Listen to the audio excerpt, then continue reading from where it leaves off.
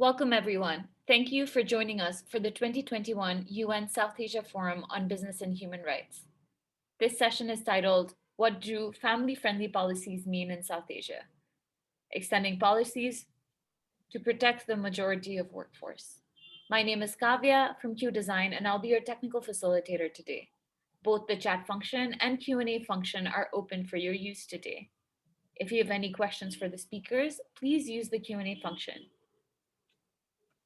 You are also able to upvote and comment on the Q&A questions. Please note that the session today is being recorded. If you have any questions about Zoom or require technical assistance, please feel free to privately message Kavya for help using the chat box. I will now hand over to our moderator for today, Elke. Elke, the floor is all yours. Good morning, good afternoon, good evening, wherever you are in the world joining us. A very warm welcome to all of you. Before we get into the session, we would like to hear from you on the question, what features should a family-friendly workplace entail if it is seeking to support informal sector workers? So we will start with a quick Mentimeter that you will see now coming up on the screen. Please scan the barcode or go to the menti.com and type in the passcode indicated on the slide here. And we'll give you a few minutes to complete the Mentimeter.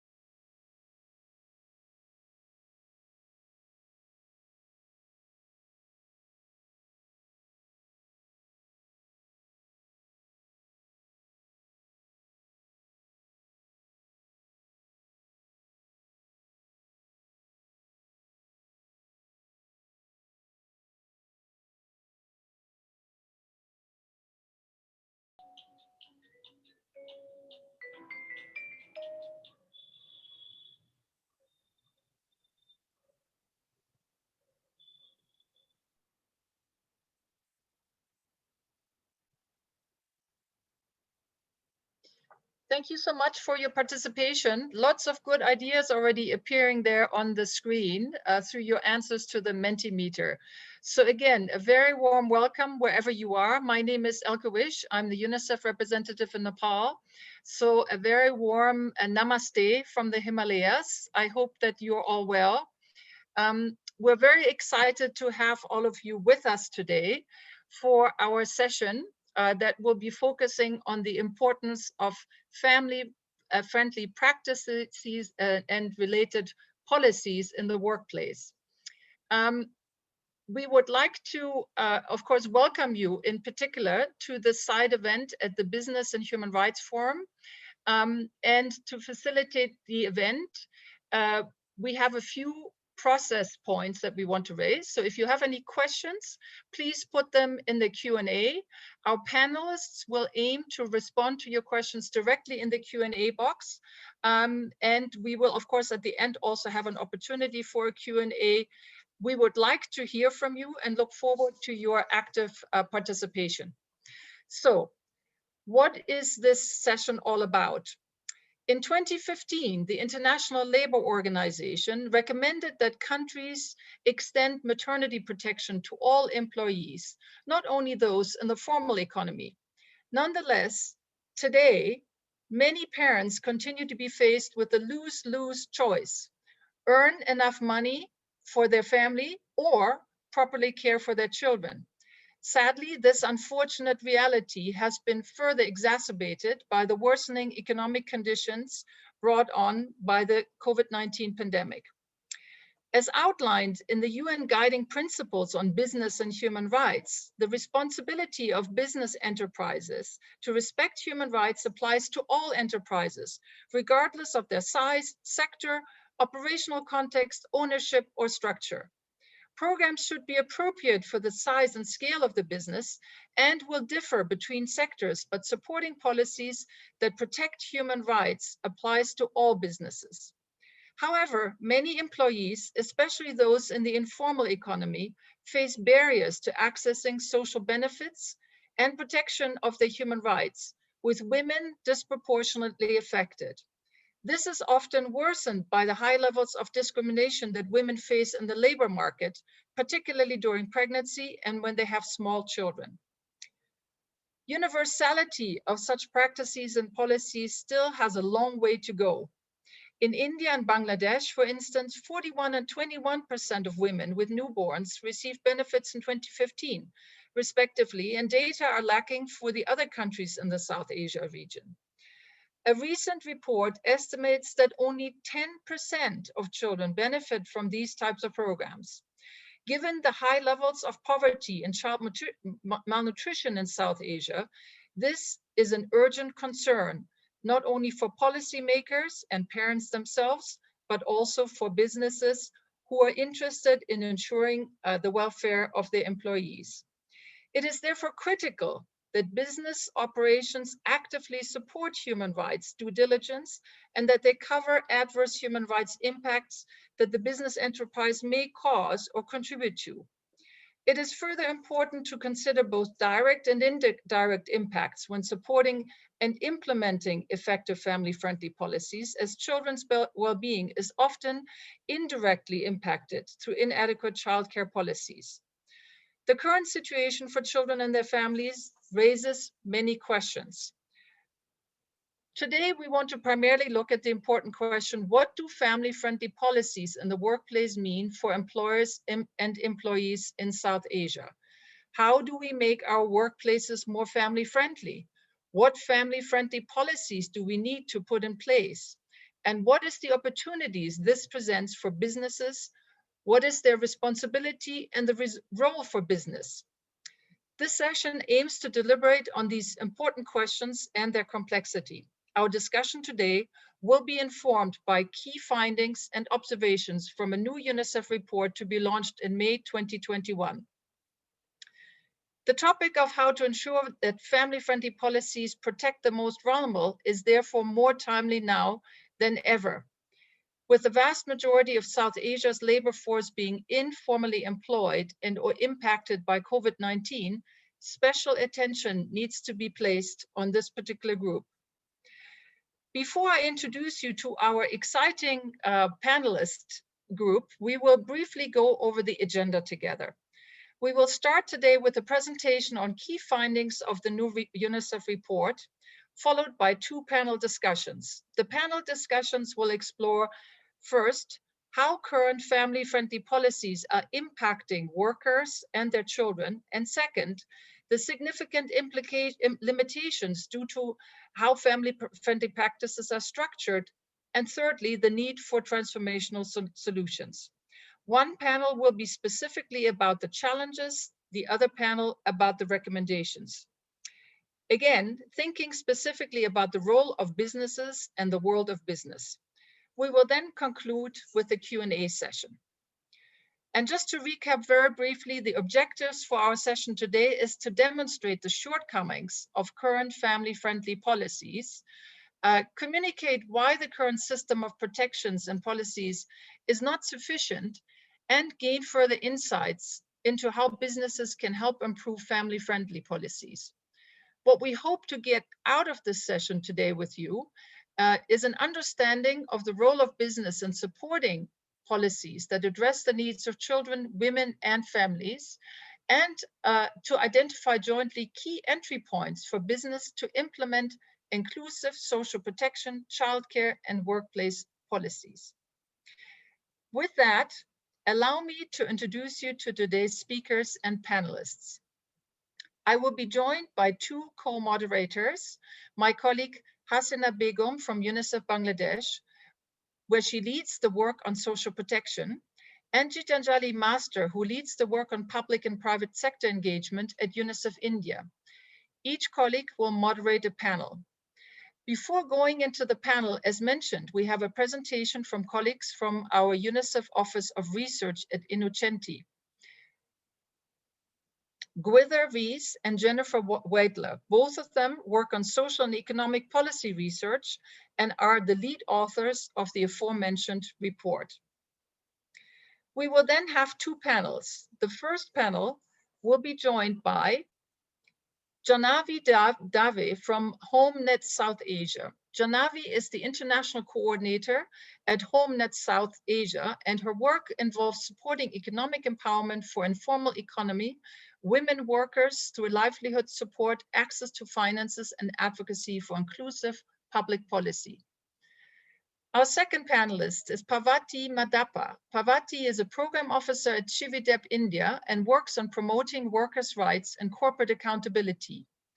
The third panelist is Shirin Miri, program manager, ethics and governance at the Pakistan Business Council.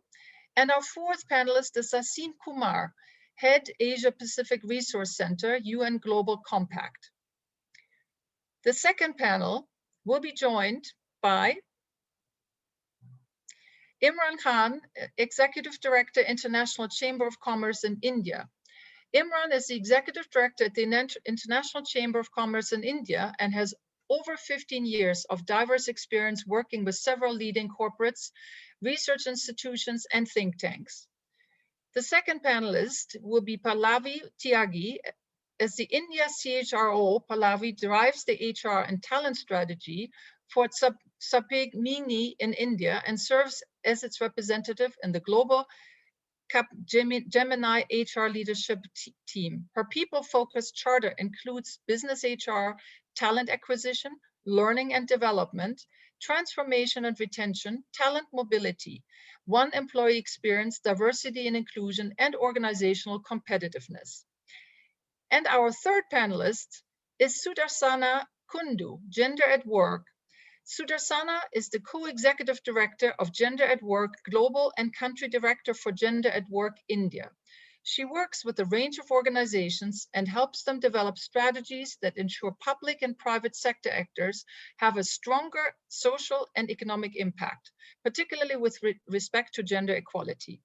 Please join me in warmly welcoming all of our panelists. Before we move into the panels, I'm now handing over the microphone to my colleague Gwither to initiate the presentation on the key findings from the new report. Over to you, Gwither. Thank you very much, Elke. So I'm very pleased to be here today and to have the opportunity to talk about our work and about this very important issue. This is a collaboration between our office here, the Office of Research for UNICEF, the regional office in South Asia, and also an expert advisory board who've helped us and guided us through this process. Next slide, please. Thank you. So UNICEF has become involved in the issue of family-friendly policies over the last few years because clearly family-friendly policies are very important to support child development. Some of the policies that UNICEF has been promoting are very important ones, such as paid parental leave, universal access to childcare, support for breastfeeding, and child benefits. We took that as a starting point, but we recognized that it was very important to develop the project we've been doing, taking into account the particular context in the South Asia region, including high levels of informality that Elke has already mentioned, and big gender differences in labour force and participation in types of work. So our project looks at the balance that parents and caregivers need to manage between earning and caring effectively. And we look particularly at preschool children, although clearly there are issues about family-friendly policies across the whole range of childhood, but our work focuses on the preschool period. And we were guided very much in shaping this work to the regional context by the expert advisory group, some of the members of whom are on here today on the panel. So we decided in consultation with the regional office and the advisory group to look at three key areas: workplace, childcare and social protection. And Jennifer will talk about those more in a moment. Before that, I just wanted to set a little bit more of the scene for this. So next slide, please. Thank you. So clearly there are a number of frameworks that can be helpful in thinking about family-friendly policies. First of all, the UN Convention on the Rights of Children, also the Convention on Elimination of Discrimination Against Women, which is highly relevant to thinking about family-friendly policies. And then there are frameworks such as the Sustainable Development Goals and the International Labour Organization conventions, as Elke has already mentioned. What we want to focus on particularly for this presentation is the UN Guiding Principles on Business and Human Rights. And while these don't specifically refer to family-friendly policies, they do provide a very important background and framework for thinking about the role of business in this connection and the way that business can promote human rights. It's important to say as well that implementing family-friendly policies can be very, very beneficial for businesses in the long term. It's been shown to increase worker well-being, productivity, and skills retention for businesses. And it's also a very important way for businesses to demonstrate the values that they regard as important in terms of their brand as a business. So there are very good reasons for businesses to think about family-friendly policies. I'll now hand over to Jennifer. Thank you, Widar, and good afternoon from Florence, Italy. So next slide, please. Okay, so before I give an overview of the family-friendly policies in the region and the way we approach it in this report, it's important to give some statistics and some facts on the labor market and employment situation in the region. So South Asia has one of the lowest labor force participation rates in the world. And this rate is even lower for women. So fewer than a quarter of women are in the labor force. Reasons we mentioned in the report include barriers to paid work, such as lack of access to education and training, but also discriminatory practices and policies, as well as cultural attitudes, including the amount of time women spend on unpaid care and domestic work. Also, the region has very high youth need, those that are not in employment, education, or training, and again, this rate is much higher for females. As most of you know, the workforce is predominantly employed informally. So the rates are around 88%. So by definition, most workers in the region don't have access to family-friendly benefits. And this is because in general, these depend on formal contractual relationships between employers and employees. So in terms of type of employment, South Asia has low rates of salaried wage employment, but high rates of own account workers and contributing family workers. There are differences in terms of gender, but also not only in terms of the type of employment, but also in terms of the occupation. So women are overrepresented in some sectors and occupations, such as domestic work and home-based work. So all these characteristics influence the way we approach family-friendly policies. Next slide, please. Okay, so in terms of workplace policies and maternity and paternity protection, all countries have adopted legislation to provide maternity benefits to women, although only India and Bangladesh comply with the ILO convention that dictates 14 weeks of paid maternity leave. However, as I said, given that many women are not working or are working informally, the coverage in law is quite low, so between 10 and 30%. And given due to problems of implementation and enforcement, the coverage in practice is even lower. So approximately 10% of women or less are covered in practice by maternity leave. In terms of how these benefits are financed, most countries have employer liability system. This means that all the cost is bear on the employer, which can disincentivize the hiring of females of women of reproductive age. In terms of paternity leave, only some countries have adopted legislation, and the ones that have adopted, they offer a few days of leave. Next slide, please. Okay, in terms of breastfeeding breaks and legislation regarding breastfeeding, all countries but Bangladesh and Pakistan guaranteed paid breastfeeding breaks at work. However, there are big difference in terms of the limit on the age of the child until when mothers can breastfeed. And this is partially reflected in the exclusive breastfeeding rates in the region that you can see on the figure on the right. Although not necessarily, in the sense that, given again that many women are not working or are in the informal sector, the policies in terms of breastfeeding don't necessarily reflect the breastfeeding rates. Also, given the fact that breastfeeding practices depend a lot on attitudes towards breastfeeding. Next slide, please. Okay, so given that most informal workers don't have access to social protection, there have been in the last years several initiatives to extend benefits to informal workers, both in the region but also especially outside the region. So in the region, most examples come from India. For instance, there's a program where government subsidizes contributions to health insurance for many types of informal workers, and women who are registered can access maternity benefits.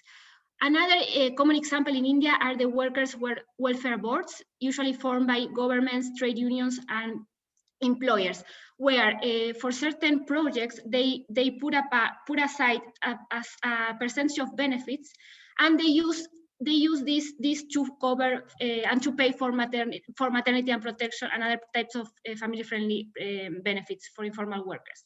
This model has mainly been applied to the construction sector, but there are efforts to actually expand it to other sectors, such as home-based workers.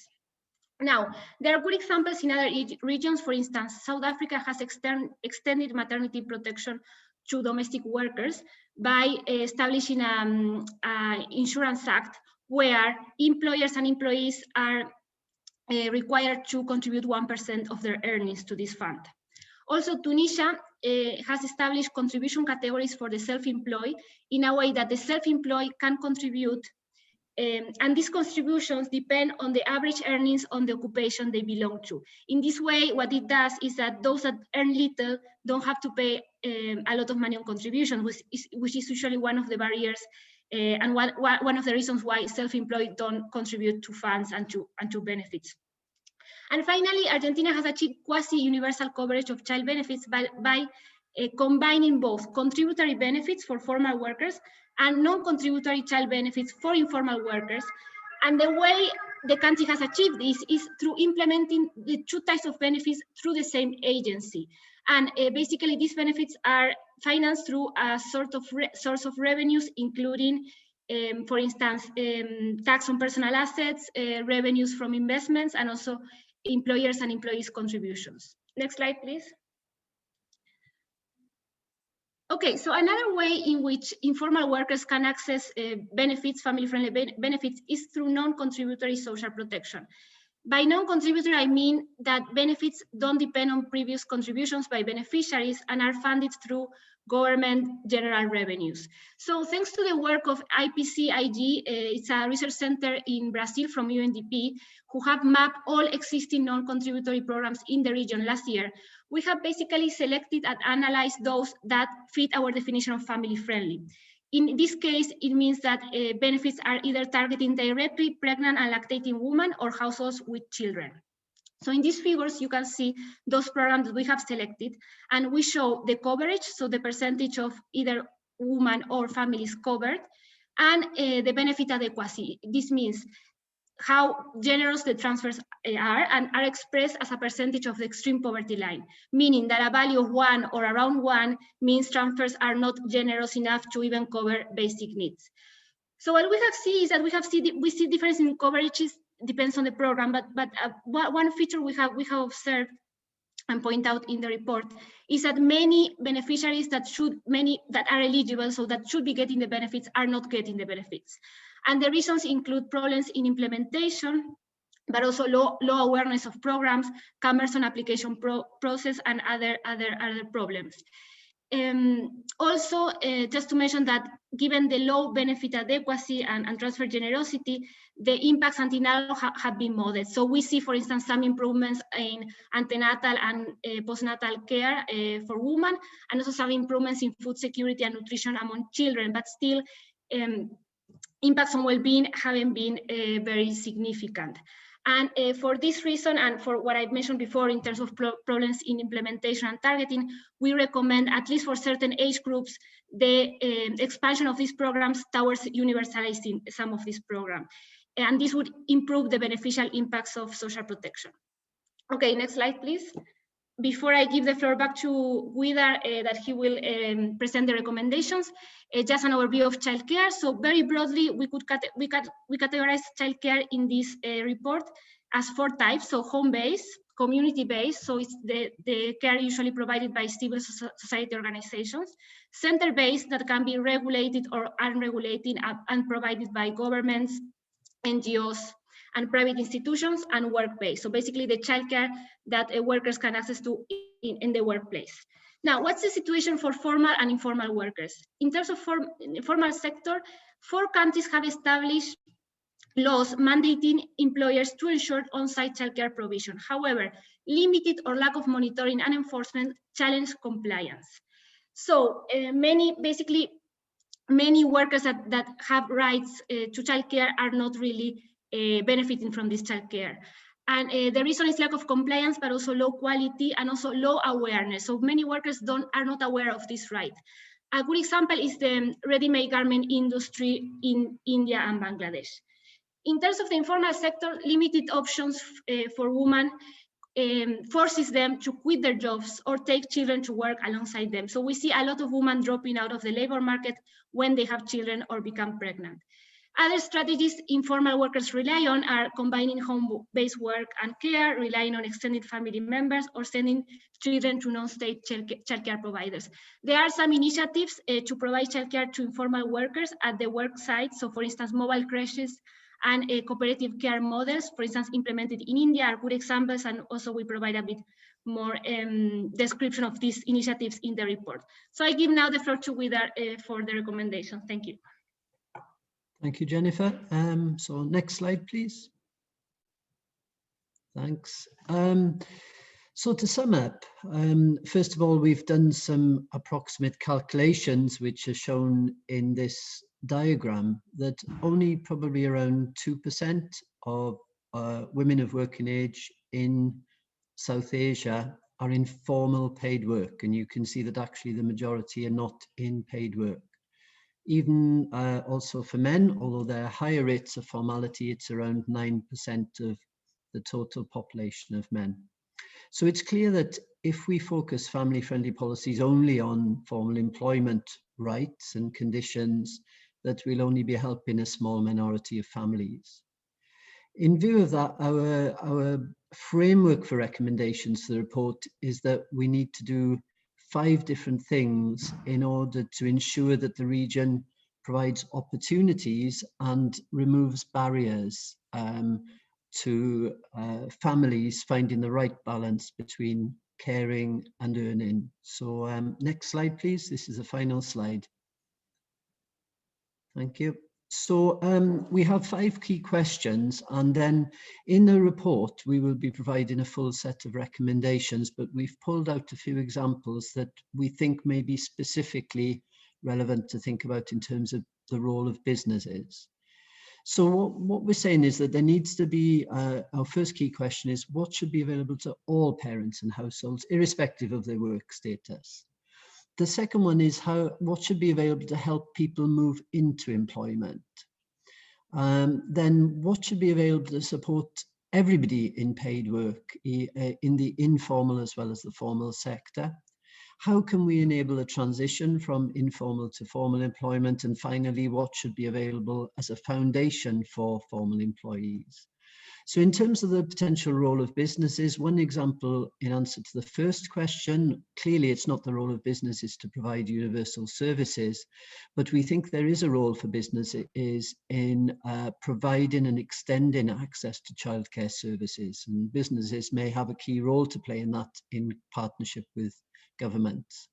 In terms of helping people to move into employment, Jennifer mentioned that there are very high rates of young people, particularly young women, not being in employment, education and training. So businesses can offer training and opportunities, particularly for women after childbirth, to enter or re-enter the labour market. An important role that businesses can play in terms of informal employment is to ensure that they're exerting the pressure that they have available to them to improve standards within their supply chains. So it's not just about the employees that businesses have, but how they can influence the sectors in which they work. In terms of moving into formal employment, it's very important for businesses to be able to offer high quality and non-discriminatory recruitment and employment practices. And finally, all businesses should at least implement the international standards recommended by the International Labour Organization, irrespective of the law, and aim to go beyond those minimum standards to think in particular about the needs and contexts of their employees in terms of family-friendly policies. So thank you very much for listening, and I look forward to hearing the rest of the debate. Thank you.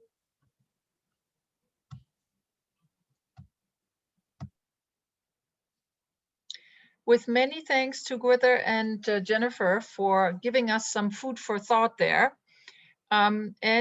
Please be reminded, if you have any questions, please place them in the Q&A box, and Gwither and Jennifer will attempt to answer. It was good to get a quick overview of the realities in the workplace and the labor force participation and types of employment that we're looking at. Continued issues around gender barriers, particularly to paid work.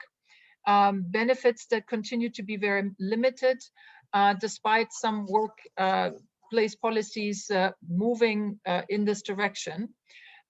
Also particularly important to keep in mind different aspects related to benefits for particularly pregnant women. We heard an overview of the types of social protection programming and childcare provisions that can be considered. And importantly, there were some key recommendations in relation to family-friendly policies for not just the formal sector, but also the informal sector. So based on this initial overview, we will now move into the first panel discussion. And I would like to hand over the microphone to my colleague Hasina, who will introduce this next panel. Over to you, Hasina. Thank you very much, Elka, and good morning, good afternoon, good evening. Very warm welcome to all of you who joined us today. My name is Hasina, and I work in UNICEF Bangladesh as a social policy specialist. And I'm very pleased to welcome our distinguished panelists who joined us in this session. And today we have with us Jannavi Dev, Parbati Madhappa, Shirin Mehri, and Ashim Kumar. And welcome, Jannavi, Parbati, Shirin, and Asim. It's a pleasure to have you all. We just heard from Elka and the presentation and learned about the criticality of access to social protection and family-friendly benefits. And we know a vast majority of our workers, especially workers engaged in the informal sector, face barriers to accessing social benefits and workplace protection. And particularly women are disproportionately affected by this. And we are interested to hear from you, our distinguished panelists, about your views about the challenges and opportunities to implement the family-friendly policies that protect the most vulnerable workers and their families. And to start with, I will ask a few questions to you. And Jahnavi, I want to start with you first, please. So the pandemic has highlighted that the workplace could be anywhere. It could be at public area, it could be at home. And I wonder if we could open up our discussions, having you tell us in what ways and in what areas can family-friendly policies support children, women, and families at home. Jahnavi, please. Thanks a lot, Hasina, and thank you for inviting me to this panel. And, just to start with that home-based work, I actually represent a network of home-based workers in South Asia. It's called HomeNet South Asia, and we collectively represent over 900,000 home-based workers, of which 95% are women. And, we've been talking about home-based workers for a very long time. It's an old network. But only now that I feel there's a renewed focus on home-based work, because everybody has tasted the challenges which home-based workers have been facing, and especially women home-based workers. I whenever go to the field and when I talk to home-based workers, I particularly ask why they continue to work as home-based workers despite all the challenges that they face. And there are three very common reasons. The first one, which they keep talking about, is is about lack of mobility. And when I say lack of mobility, it is patriarchy, but it is also affordable, accessible public transportation, which lacks in our part of the world. The second is lack of work in itself. There isn't enough work for them to really go out and work. And the third is this unfair burden of care work. And within that also, they've generally defined all the aspects of care work which they do. And the topmost are childcare. And the second, sometimes surprisingly, is because they need to stay at home to get water. Water is a scarce resource in mostly all South Asian countries. And they come at erratic hours and they have to be at home to really access that. And, so whenever we talk about policies for informal workers or specifically for home-based workers, we not only have to look at just the work, but her life in totality, right? Why does she work? What are some of the needs that they have? HomeNet South Asia also conducted a study during this pandemic, the impact of COVID-19 on home-based workers in 7 countries of the 8 South Asian countries. Of course, we heard about some of the impact of reducing work and incomes, and wiping out of the savings and increasing debt, etc. But interestingly, there were 2 other findings which we found very, very good. One which came from Bhutan, that women who had access to universal social protection, along with work orders provided by the government, were the least affected. They were actually not affected at all. They did not even require the assistance programs that were announced. And the second is, in all the other countries, women who could actually access any sort of assistance program were part of collectives, be it trade unions, be it cooperatives, producer companies, sometimes community-based organizations. These were the ones who could access. Now, having said that, some of the key needs that they have, and when I say topmost have been, childcare and access to basic services for them. There have been some good cases, even during COVID. I know some organizations have stepped up and ensured Sorry, childcare facilities. Sorry. Sure. Sorry, Jahnavi, you have 1 minute max. I'm sorry because we just have No a very problem. limited amount of time. So 1 minute, please. No problem. Yeah, No please go problem. on. So yeah, just to say that, pandemic, of course, has affected them very adversely. There is no work. If we want to bring them back in the labor force, already the women's workforce participation was reducing in South Asia. And now, I don't know, there hasn't been a recent study, but I'm sure it's quite bad. If we want them to get back, we really, really need to look at what aspects of social protection can we extend, can we redefine, can we expand the definition of social protection. Sometimes also, one of my colleague who sits out of Nicaragua, she mentioned that can we really redefine families also? We're being very restrictive when we're talking about families. She also talked about the fact, can we stop calling ourselves informal economy? We are the popular economy, right? And we keep talking about this large section which is not part of the formal sector. Also, workplace, can we redefine? And now when there is this renewed focus, let's redefine the workspace. I know ILO Convention 190 has done an excellent job of it. They've included homes as workspaces, public spaces, even public transport. So I think there needs to be a lot more focus. Otherwise, I think the presentation was excellent and a lot of points were already covered. So I'm going to stop here. Thanks a lot, Hasina.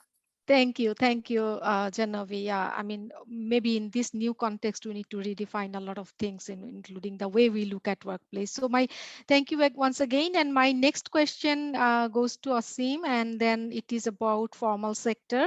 And what I wanted to know from you that what are the common barriers and bottlenecks that companies face when trying to implement family-friendly policies?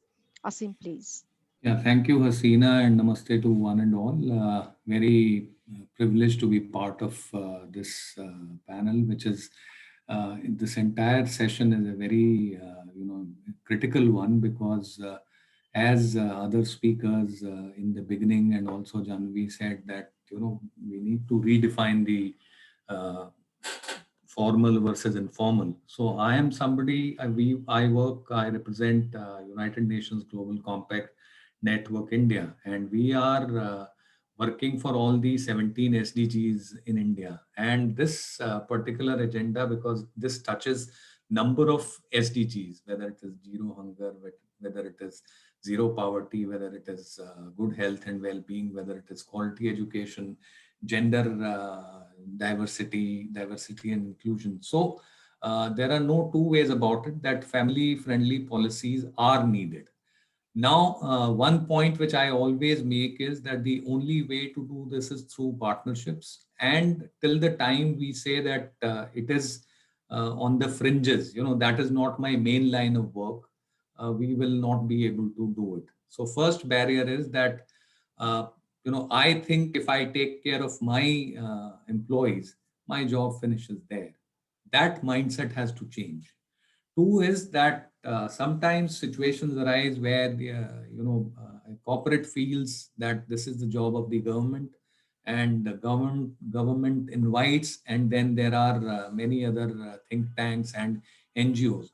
So what is happening in India, as far as my this thing reading is that a lot of islands of excellence exist, those who are doing fantastic work, but the barriers are how to scale this up, how to collaborate for this, because there are problems not only with the policy, there are problems actually with the implementation, there are problems with the beneficiaries also.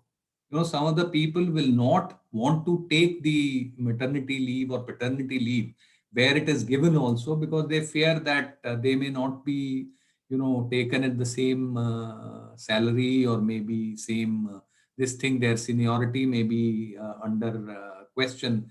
And the very fact that we have a maternity policy where we say that there is a certain age for which this is the benefit, so then the question arises that there are practical cases. I am saying that barriers start coming when discrimination happens.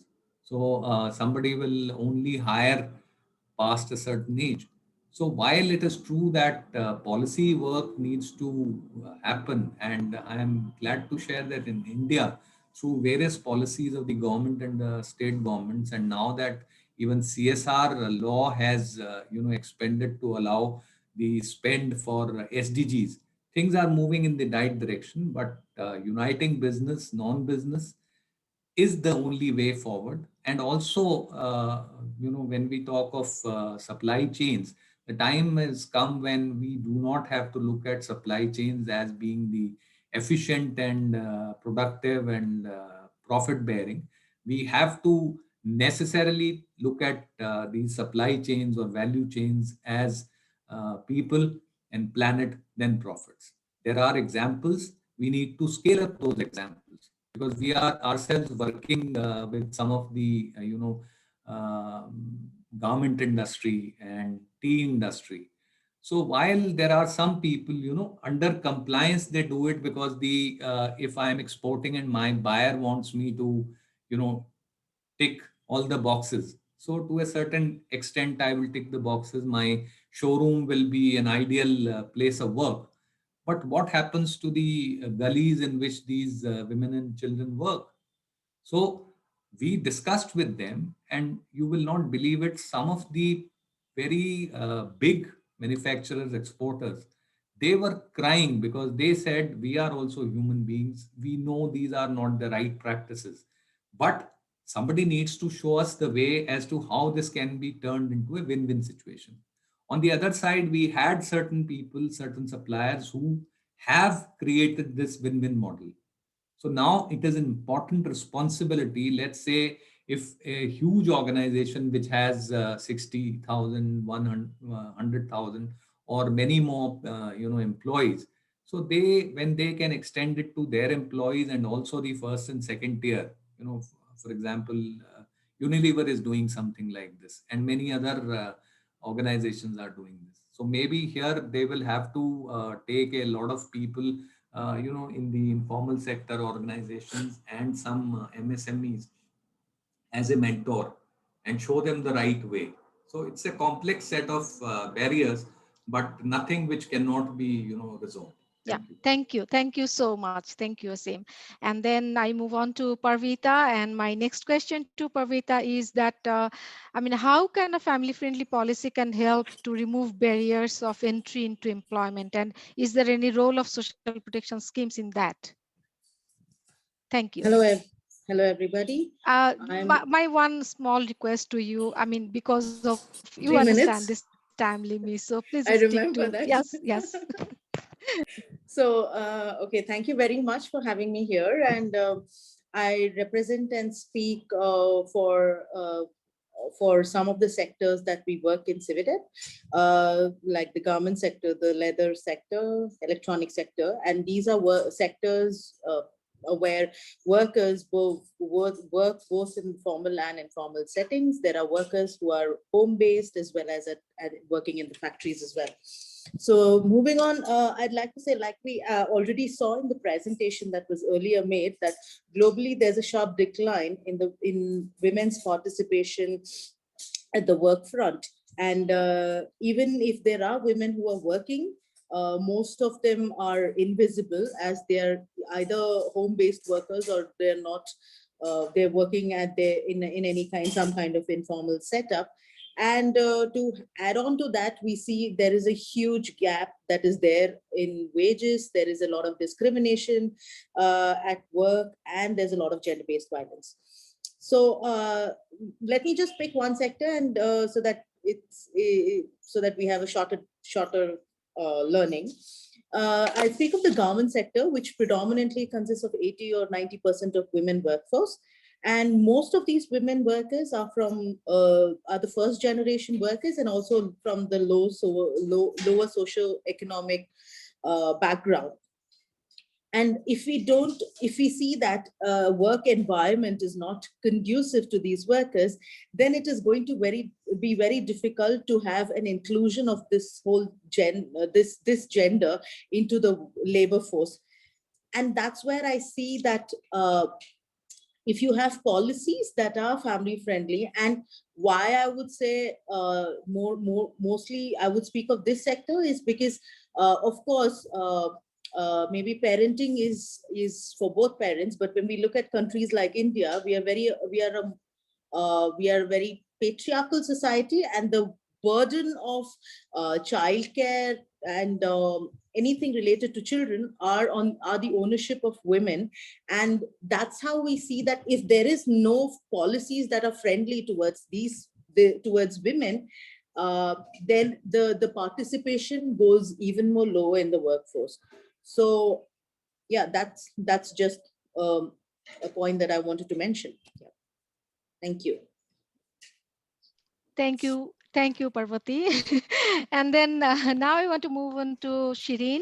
Shireen, you know that in South Asia, a vast majority of our workers are actually engaged in informal sector and who have either partial or no access to social protection.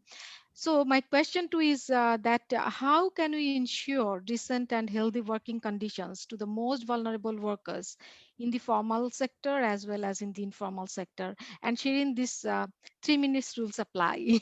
Sure, Thank you. definitely.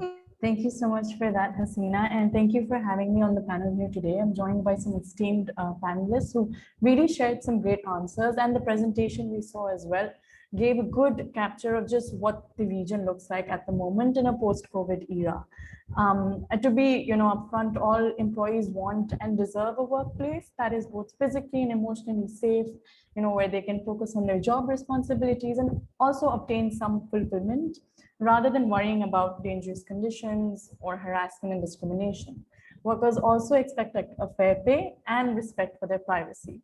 Now, to promote decent work, there needs to be a comprehensive and integrated strategy, cutting across a range of policy areas, so involving both institutional and civil society organizations and players that eliminate the negative aspects of informality. So we've heard this over and over again, this transition of informal to formal sector, but really redefining what that means, especially in countries such as ours, where there's such a large population comprising of that.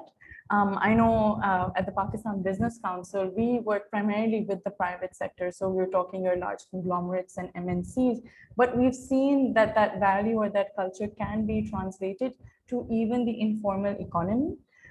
Tackling the vulnerability challenge requires an integrated approach that combines both the extension of these social protection programs that we speak of to improve working conditions in general, also including raising productivity and wages, as well as supporting representation of an otherwise marginalized group. Okay, thank you, Shirin. Those are very good points. And now I would like to go back again to Jannavi. Jannavi, in our previous question, we were talking about the workplace anywhere, even workplace home, particularly in COVID situation. So now I am interested to hear from you that what should be available to all parents and households, irrespective of where their parents are working. What is your views on this based on your experience? Thank you. Thanks. Thanks, Asina, for that question. We've had various consultations. We have different countries where they have platforms in Nepal, Bangladesh, India, and now they're building one in Pakistan, where they've discussed some of these things. And, there's 6 things which have come across, which have been common across all these countries. The first is healthcare. The second is insurance. Third is maternity benefits. Fourth is pensions. Fifth is childcare. And the 6th is access to basic services. It's generally not included in social protection, but access to basic services just becomes very important. The other thing which members talked about, was the fact that it's not just important to have these programs. It's important that they're adequate and accessible. So just an example of, we have the Janani Suraksha program in India. Now, it doesn't even match the minimum wages. Forget about living wages. Why would a woman, Asimji mentioned, why would somebody take a maternity benefit, go on a leave when they're going to get pretty much nothing? Also, the amount of documentation required to access those things. So there's a big complex issue there. The second, aspect which also have been discussed quite a bit is it's important that it is government's responsibility to provide social protection, but it is also very important for employers also to first recognize these workers in their supply chains. Parvati talked about a lot of informality within the supply chains. They're not just home-based workers, there are a lot of contractual laborers. Most employers don't even recognize those workers. If they don't recognize, where is the will to really provide any form of policies for them? And I think lastly, I just want to end by saying that we also really need to relook at the business practices. The model which exists, I don't think there is really space to create any form of gender equity or introducing any family-friendly policies. If your aim is to maximize profit come what may, overlook the laborers within those supply chains. It's no surprise that within supply chains, home-based workers at the bottom of the pyramid, they're hidden. It's by design, it's not by default. Most companies do know, or they would rather ignore it because that maximizes their profit. So I think we really need to relook at some of these policies. Are we looking at environmental goals? Are we looking at gender equity? Are we looking at the labor aspects or human rights aspects of it? Unless there's a pressure, they're not looking at it. So can we relook at some of these business practices to make it a reality? Thanks a lot, Hasina. Thank you, Janavi. So taking your point, what we are mentioning about these business practices, then I would like to move to Shireen. And my specific question to Shireen is about the, how we can improve the monitoring and enforcement on-site childcare. I mean, which of course is very much related to business practices. And also with this, can you also share us some key incentives that business may see that is an incentive for them to comply with the labor policy and legislative frameworks? Thanks, Shireen. Sure. Thanks for that, Hasina. So in our landscape analysis that we had recently conducted pre-COVID, we looked at 20 childcare providers all over the country. And this was a question that came up quite often. How can we ensure quality standards are maintained, considering the low number of childcare providers? We were seeing that demand was not being met in terms of the supply.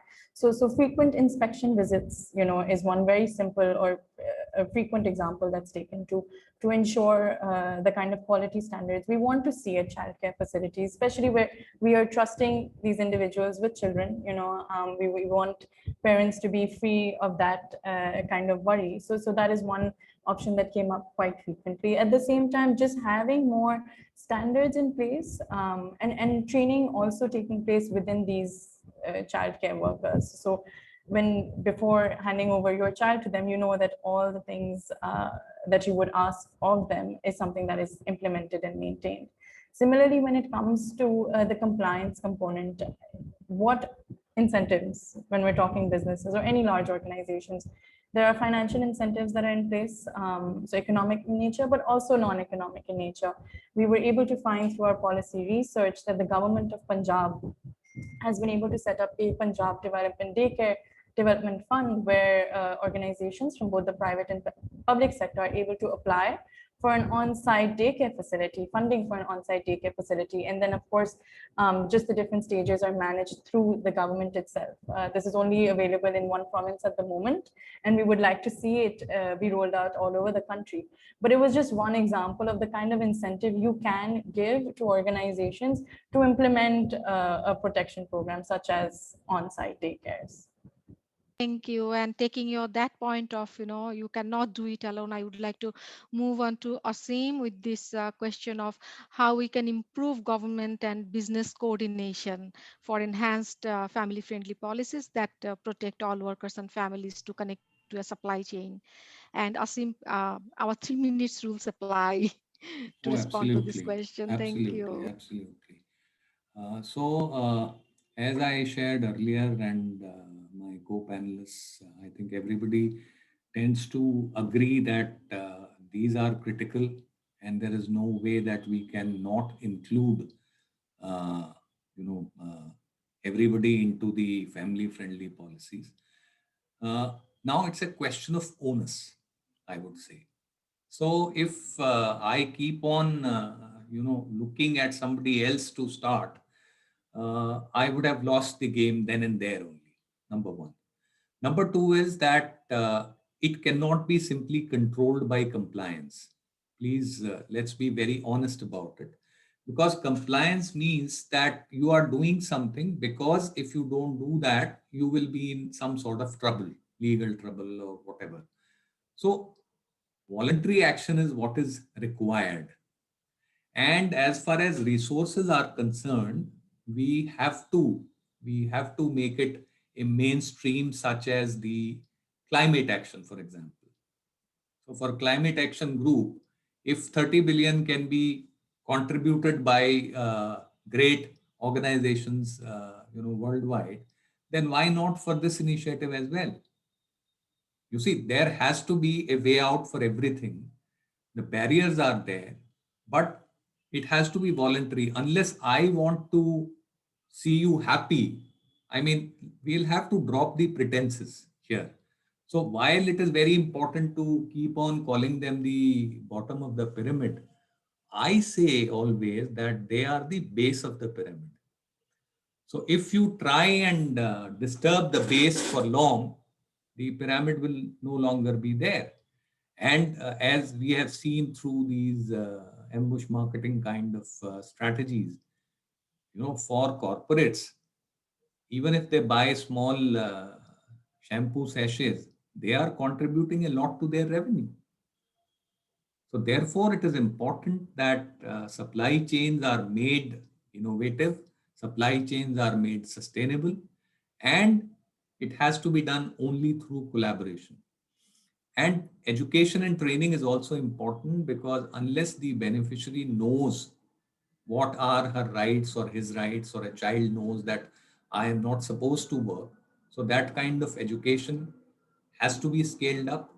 And also, they have to be made owners of the initiative. For example, if I provide, let's say, toilets, mobile toilets to a particular colony, and feel that my job is over, it's wrong, because I have personally seen that those toilets are used for a couple of weeks, and after that they are stinking there. So the concept of ownership, so you are the beneficiary, you have been given the child care center or facility, you have to be owner of that, in the sense that if they do not provide the facility, you have to be active and alert, as it is very important to have a right given to you, but with right comes the responsibility and accountability. And that cannot happen unless they get the confidence that they deserve. Thank you. Yeah, thank you. Thank you so much. And you may have mentioned a lot of things, particularly about the business that they need to look into the supply chains as well. So taking that point, my last questions to Parvati would be that what is your views? How can we improve corporate accountability to workers in the informal sector? Parvati, please. So one thing is if you look at the globe, then the supply chains are the most important connection that puts us together from or connects us from the global south to the north. And so here, I think it becomes a collective responsibility and of businesses to not just take profits, but to also ensure that they have more than just in terms of more than just a business perspective, and to ensure they have more duties towards producing countries, or more responsibilities actually towards producing countries, so that they can improve the lives of workers in the supply chain.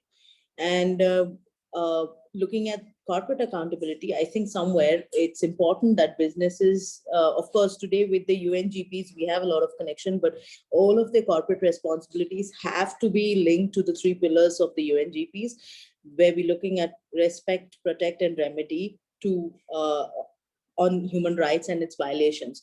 So it becomes a huge responsibility for businesses to see what is their corporate accountability going into, whether it is beneficial, whether who is making them, who are the beneficiaries, and I think that's where we have to connect the dots. Yeah. Thank you, Parvati, and thank you, Janavi, Asim, Parvati, and Shireen. You know, 4 different sectors, different experiences, real life experiences. I mean, it was really very interesting and insightful discussions, and you know, the lot of areas that we have identified through this discussion about the role and responsibilities of the corporate sector, accountability, business need to change in the business practices, from even to redefine the workplace the way we used to look at it before the COVID. So thank you so much. I wish we could discuss a little bit more, and I wish we could hear a little bit more from you. But I mean, we understand that because of all this time constraint, we need to stop it here now. And I would like to thank all of you once again. And I would like to hand over to Elka for the next part of the session. Thank you, Thanks everyone. so much. Thank you. Many Thank you. thanks to Hasina, Janavi, Parvati, Shirin, and Asim for a very interesting and engaging panel discussion, raising a lot of critical points. I think we heard Hasina has already summarized a bit about the importance of, again, looking at the workplace situation in a holistic manner and really considering employees' lives in a holistic manner, particularly in the current context of the pandemic.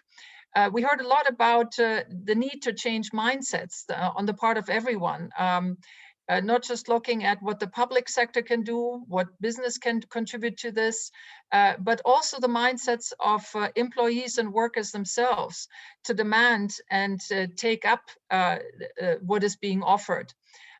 We also discussed supply chains.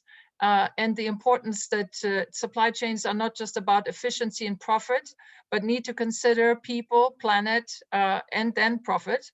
And that importantly, the supply chains need to recognize the employees and workers that make them work.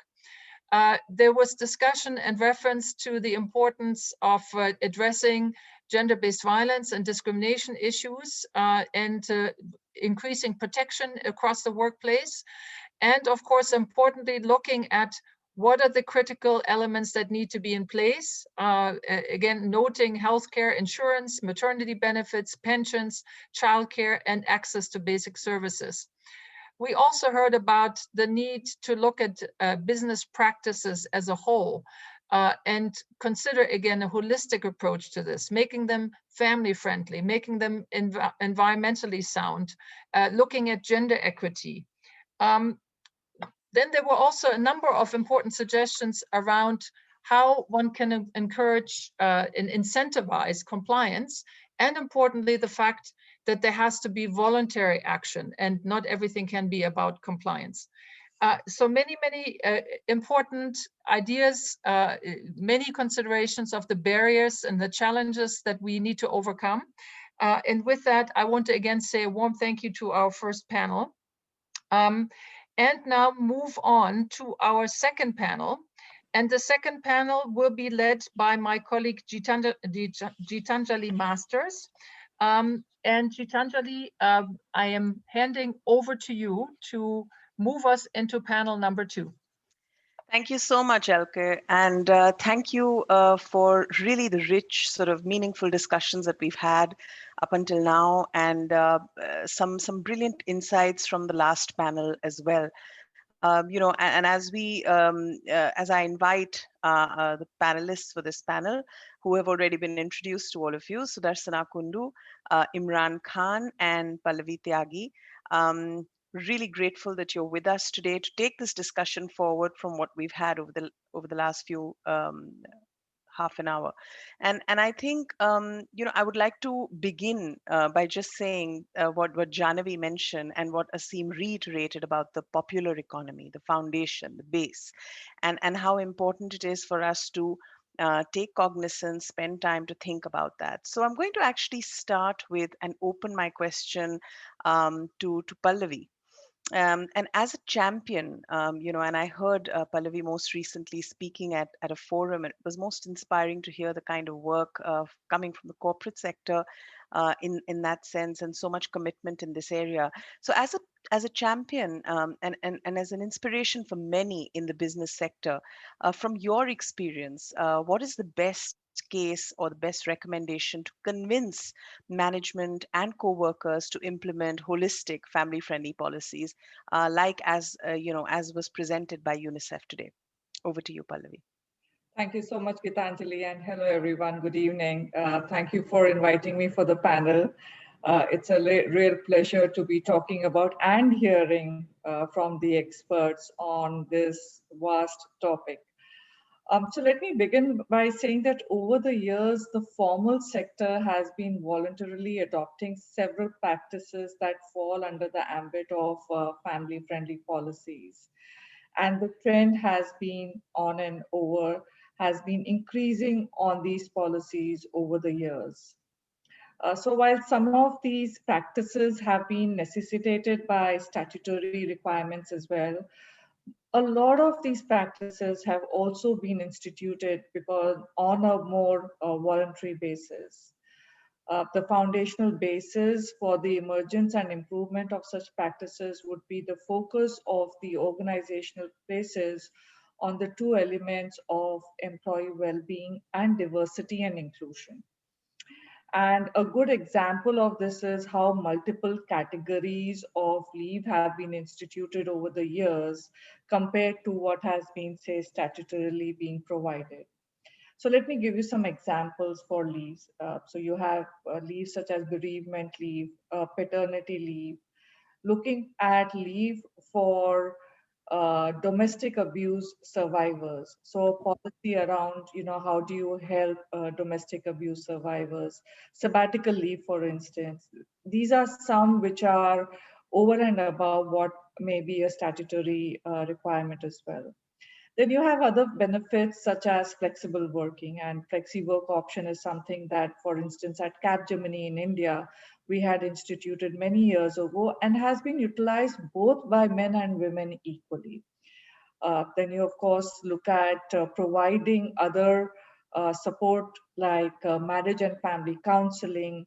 And of course, when the physical infrastructure is in use at offices, then you have lactation rooms, fish facilities, etc.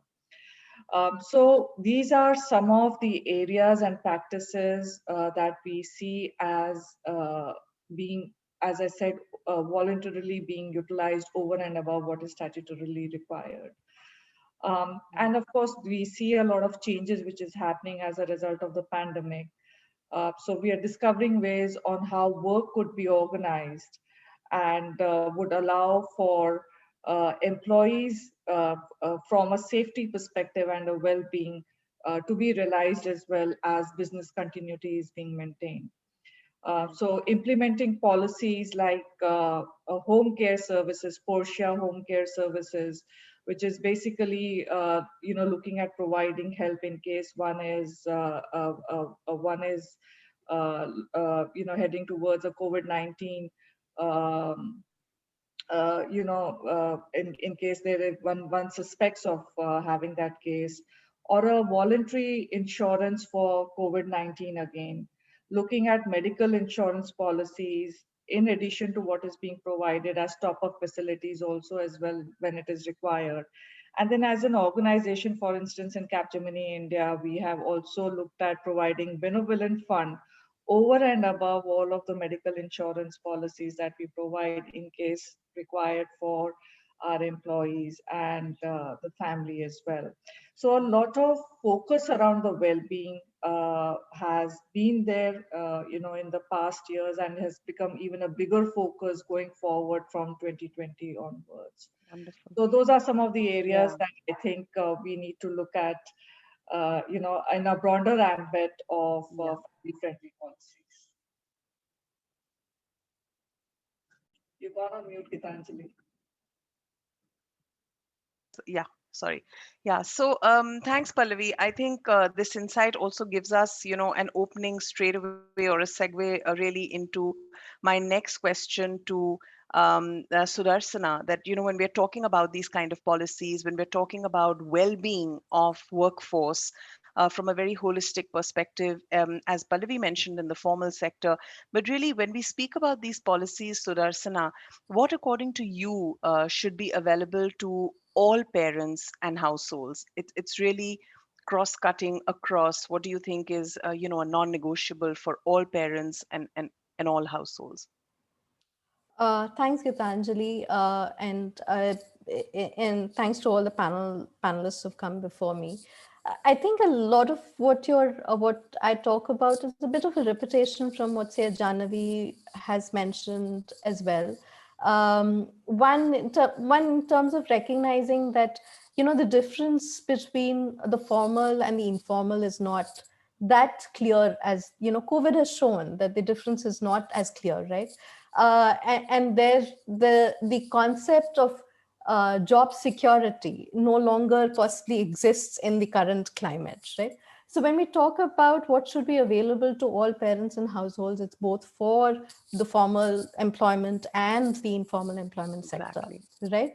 So in one, I think we have to, and again, we have to think about it at different levels. One, if you start thinking about what can the government or what can the policy offer us, we have to think about how do we kind of think about framing policies or legislation where your national care systems are constructed in a progressive manner that provides you with maternity and parental leave for parents with young children, right? So that's the first.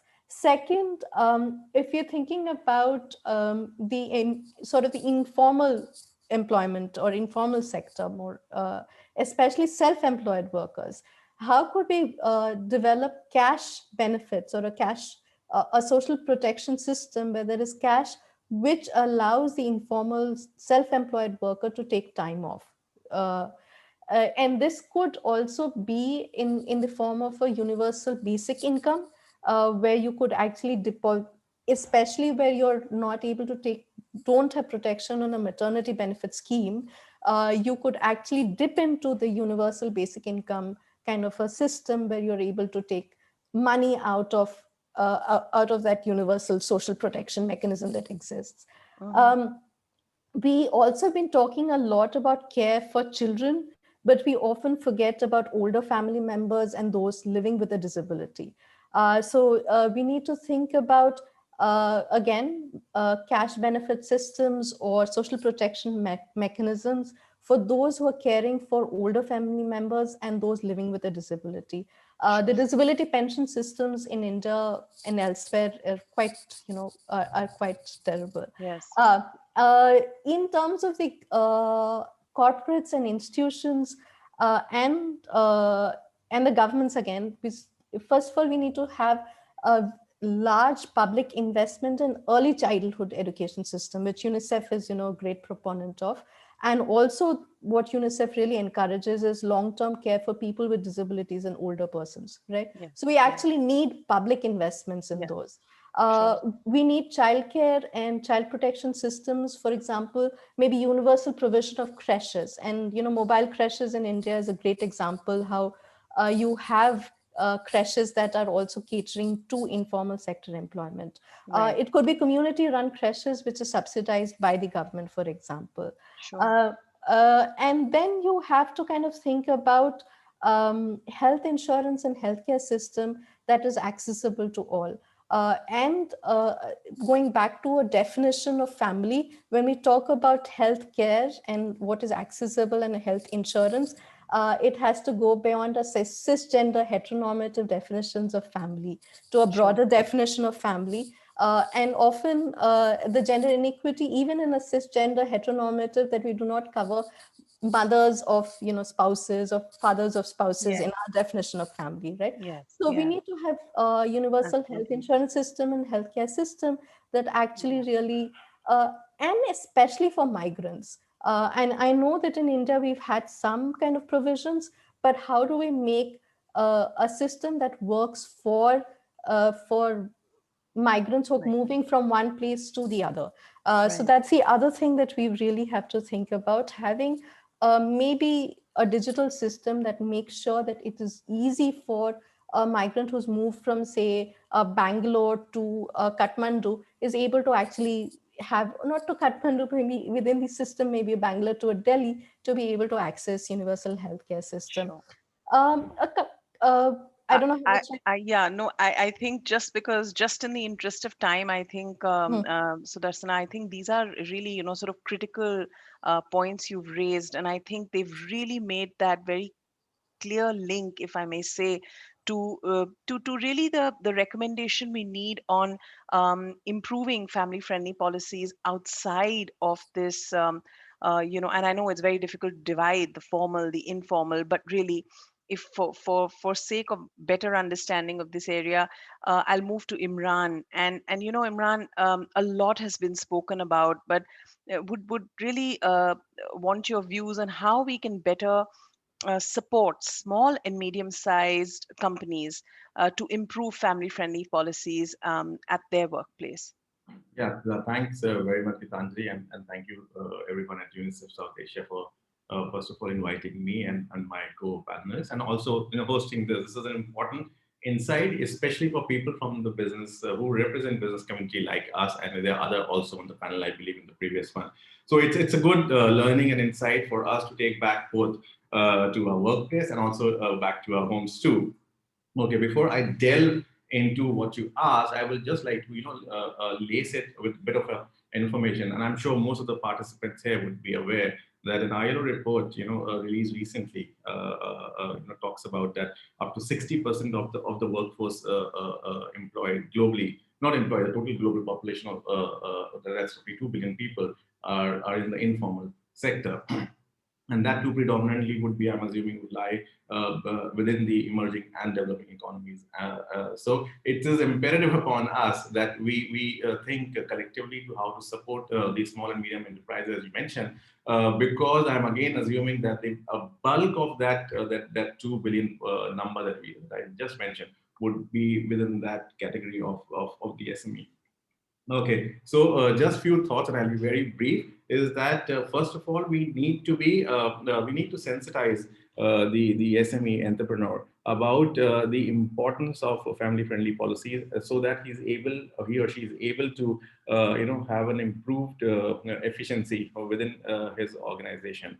There is a need to also make him aware and educate him that if he invests in family-friendly policy infrastructure, like some have already been mentioned, but nevertheless, you have sanitation workplaces, breastfeeding spaces and breaks, for women employees, nutrition literacy. I mean, that also will help to have a healthy workforce. All these will make a very, will help him to have a very a robust foundation to his organization, and to add to it, we also need to continually educate and build upon the skill set of that entrepreneur. So from a range of skills available. It could be vocational training, it could be especially financial management skills, so that he's able to grasp the entire socioeconomic spectrum for his enterprise. Secondly, I think there's a great need, and coming from that community, I feel so, and I am also guilty of being oblivious to the fact that there is definitely a huge gap in people's understanding of the contribution these SMEs make to the respective economies, especially in developing and emerging economies. So that and hence why there is a need to invest in the SME sector primarily, and also of course the informal sector. So that's extremely important. There is also a need to make the SME entrepreneur, make him build his knowledge basically, so that he's able to incorporate, and understand and incorporate the family-friendly policies at his workplace. This can be done, and I feel so that primarily through association of SMEs, which are across the cities in a whole range of countries across South Asia. And these aggregators, if you may call them, of SMEs, will be really helpful in disseminating this information within their own network in the local geographies wherever they're operating. So that's an important passage. Sure. Another important quick point that I would like to make, Gitanjali, is that the businesses in the formal sector, they really need to step up the game, and of course alongside with institutions like the ICC to be able to extend some sort of hand holding to these SMEs and the informal sector, so that one is to explain them what's the importance of the family friendly policies and how do they incorporate them in their own system. All of this is, I'll just quickly add one last point, is that all of this is well said and done, but it was important to note that, that this has to be really backed up by enabling regulatory policies and social safety nets, so that this program that we've already been spoken about, like paid parental leave, flexible working condition. So the local businesses does not have to bear the brunt on its own entirely. So there's a dispersed cost which is borne by either the government and whatever the structure is that can be. So and these businesses are already under tremendous pressure, especially post COVID. There's the existential crisis for these businesses. So that's. Sure. No, thanks a lot, Imran. And I think that is, the point that you just mentioned about, I think this whole, ecosystem. It's really an ecosystem. And you spoke about the big businesses and how they can actually become enablers or catalysts for the smaller and medium-sized enterprises, which brings me to my question to Pallavi. In this context of small and medium enterprises, and the pioneering and inspiring work that you're doing, Pallavi, at your workplace, how does Capgemini engage with other businesses on the topic of family-friendly policies? So, we do look at participating in forums like where we are right now, where we share our best practices. And we not only share our best practices, but we also learn. So it's always, learning and sharing per se. And we are part of certain forums. So whether it's diversity and inclusion, there is a group, where we share different sets of policies and we support each other, different organizations talking about the policies that we have implemented.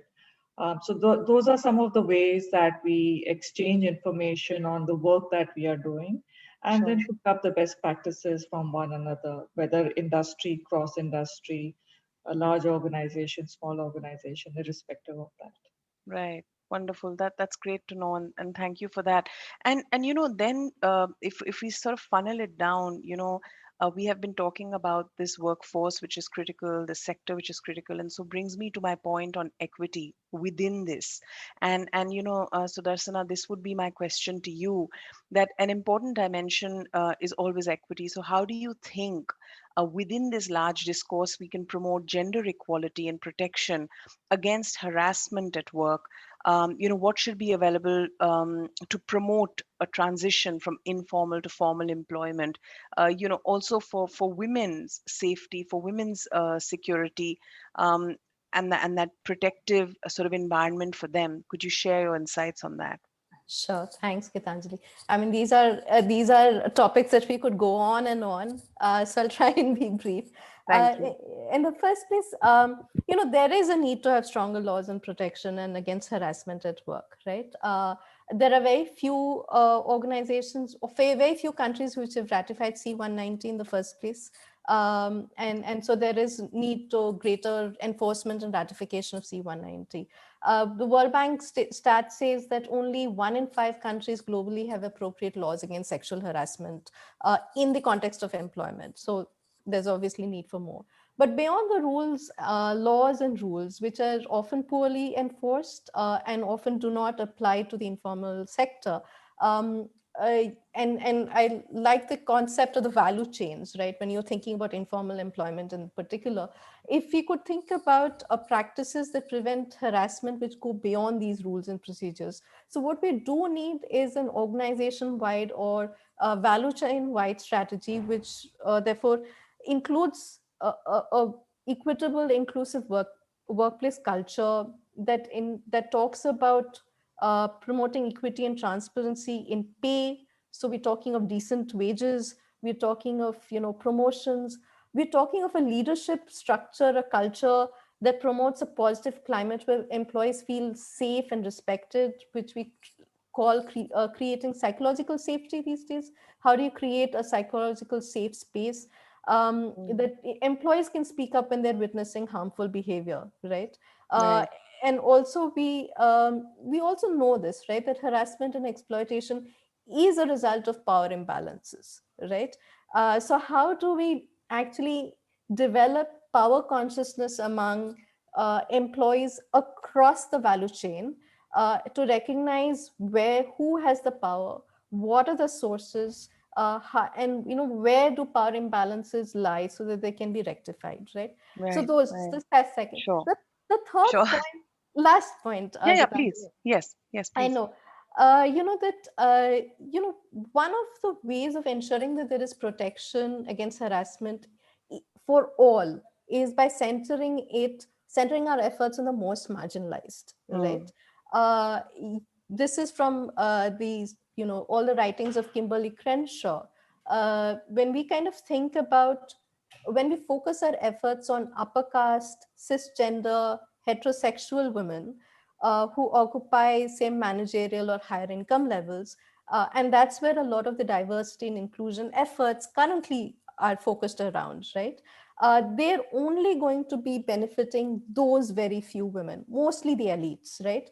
So when we start focusing our efforts and centering them really around the marginalized population, making them at the center of our strategies, thinking about how would this benefit the Dalit woman, the Dalit or the Adivasi woman who's who's a tea garden worker, who's plucking leaves, and thinking about how would that then safeguard her from harassment and protection, and start putting those kinds of workplace culture and policies in place, then our strategies are likely to be much more comprehensive.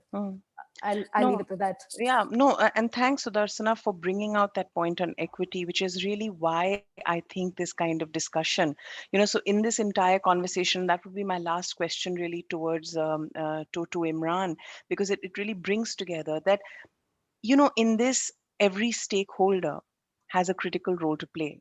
It's a diverse ecosystem. It's multi-sectoral action required. And so, Imran, my last question to you to really sum this up would be, what would you recommend, when it comes to talking about the roles of key and diverse stakeholders? And we've heard multiple people from different facets talking about very, very critical things. What are your thoughts on this? Thanks, Gitanjali. No, that's a big question, Gitanjali, and I wonder who's listening to me. I may say what I say, but nevertheless, so I think the key point here is the implementation of policies that would provide, the entrepreneurs, both the workforce and the owners in the informal sector with the necessary resources and services, and such efforts, would require the involvement of not only just, just the government, but the whole all the actors in the ecosystem. We all know that the government have a key role, in the policy defining framework. But it's the nuts and bolts often is that the local municipalities are the guardians of the governance to ensure that its governance is ensured at the local level. So that's extremely important. So I would add to that list. You have NGOs, you have educational institutions, you have vocational schools, and they all have to all pool in to provide the necessary capacity building and educational action and to achieve something more meaningful. I will also again bring back businesses in the formal sector, because that's primarily my membership where it lies, is that they also have to up the game in the sense that they really have to start recognizing and appreciating the informal sector. In the previous panel, I think somebody had made a remark on the value chain that people who are at the bottom of the pyramid, they are ignored. So exactly, that's the point. And people, sometimes when the vulnerabilities because of COVID has been exposed, but anyways, coming back to the point is that they also need to appreciate the contribution of the informal sector and also help them in assisting technology development and other support. And finally, and most importantly, I would say it's the sensitizing of the SME owners as well as the workforce about their rights and entitlement, so they are able to and openly able to express their voices and opinions and highlight challenges. People, especially in the workforce, if I would say, they need enablers. They need support that will facilitate and bring them, to work. And I believe UNICEF has done work on that. They are very simple things, nothing very complex. There are a range of, I would say, in your recently released family-friendly policies framework, a core group of services that can be made, should be made available rather. Sure. To a whole spectrum of the women workforce across informal and formal, and again create and reinforce breastfeeding spaces for women workforce, Sure. breaks, and a childcare facility, and so on and so forth. And I would very quickly close by saying that this is not, I mean, a lot of people that I deal with, they often feel that it's a very, high, there's a lot of investment that is required. You really don't have, it's a mindset. You have to really sensitize the mindset. Sure. We need to achieve this goal. Yeah. Thanks, Imran. Thank you. And I'm really sorry we've of course overshot. And thank you for the time. Thank you, Sudarshana, Pallavi, Imran, for this really rich discussion, and handing over back to Elke. Thank you. Thank you so much. I joined Gitanjali in thanking our wonderful panelists, Pallavi, Sudarshana, and Imran, for another rich round of discussions that touched on many, many important issues. We've heard some very concrete examples of how leave benefits, not just those that are mandatory, but going beyond what's mandatory, can really be beneficial and be supporting employees in many different aspects of their work-life balance, whether it's sabbaticals to support their own career development, domestic abuse survivor support, marriage and family counseling, looking at regular maternity and paternity leaves, et cetera. I think we heard about important considerations to balance employee well-being with business continuity. There was reference to national care systems needing to be structured in a progressive manner. And of course, not to forget that this is not limited to childcare, but also that we need to give consideration to elderly and those with disabilities who will require support while other family members are working. Finally, there was reference to the need for large public investment in early childhood care, and of course, the importance of flexible work conditions. Of course, there is another important element, which is that a broad group of key stakeholders need to be involved. The workforce themselves, the owners of businesses, all actors really in the ecosystem need to come together, NGOs, educational institutions, public and private, to make this all happen. Unfortunately, we've run out of time. It's been a wonderful and very engaging session. I want to again thank all of our wonderful presenters, our panelists, and my co-moderators for this very enriching discussion. And just to leave us with the thought that family-friendly practices and policies are more crucial now than ever. From UNICEF's perspective, of course, they're critical to ensure that children can have the best possible start in life. Yes, yet it's important to note that everyone has to gain, and that ensuring a better work-life balance and making sure that employees feel supported will make them more productive in the workforce.